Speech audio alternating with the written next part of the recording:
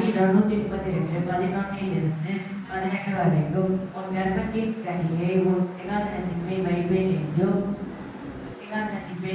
என்றும் உன் குமாரரின் உடன்படிக்கையையும் நான் போதிக்கும் என் சாட்சிகளையும் காத்து நடந்தால் அவர்கள் குமாரரும் என்றென்றும் சிங்காசனத்தின் மேல் வீற்றிருப்பார்கள் என்றும் கர்த்தர் தாவீதுக்கு உண்மையை ஆணையிட்டார். அவர் தவற மாட்டார். கர்த்தர் சீயோனை தெரிந்து கொண்டு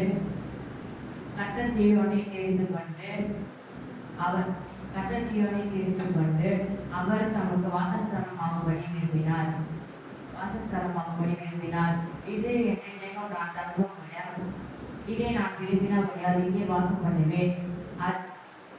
அதன் ஆதாரத்தை நான் ஆசீர்வதித்து வருவேன்.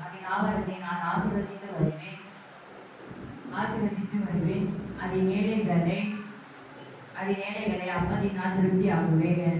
அதில் ஆசாரியர்கள் ரட்சிப்பை ஊட்டுவேன். அதில் உள்ள பரிசுத்தவான்கள் மிகவும் கெட்டிப்பார்களாக. அங்கே தாவீதுக்காக ஒரு கொம்பை முளைக்க பண்ணுவேன்.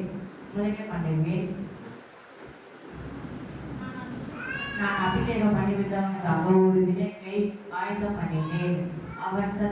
அவன்